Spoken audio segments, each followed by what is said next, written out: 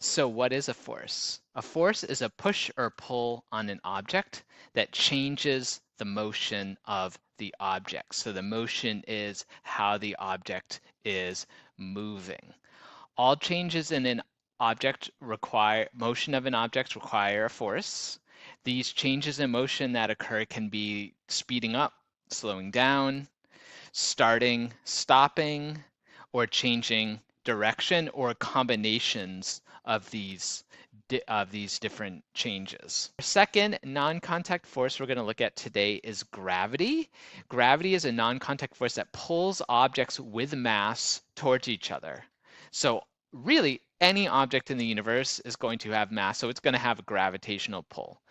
But for many objects, this gravitational pull is weak, but more massive objects have a stronger gravitational pull. So how this in real terms works for us on Earth is that on Earth, all objects are pulled towards Earth's center, downwards towards Earth's center, because it is so much more massive, the Earth itself, than any other objects that's going to be on its surface.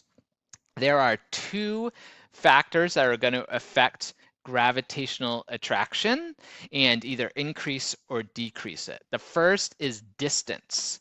The closer objects are to each other, the stronger their gravitational attraction.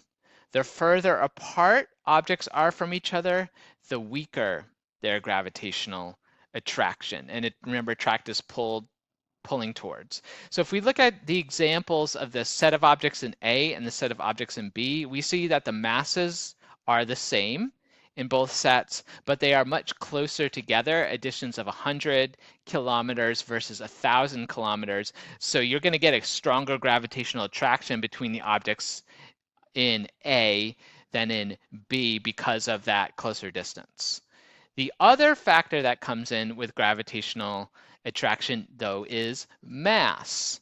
And all objects have mass, but objects with a greater mass have a stronger gravitational pull on other objects around them.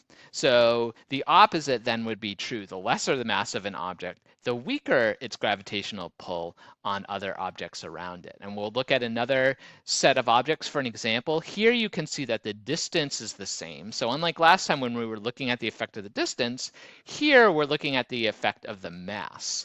So here we have two 5,000 kilogram objects together. That would be a total mass of 1,000 kilograms. Here we have two objects that are each 15,000 kilograms with a total mass of 30,000 kilograms. So you've got equal distance, but greater overall masses in example B. So you're going to have a stronger gravitational attraction in B. Out in the real world, we can't necessarily isolate just distance or mass. So there's going to be both mass and distance interactions to determine how strong the gravitational pull is between objects.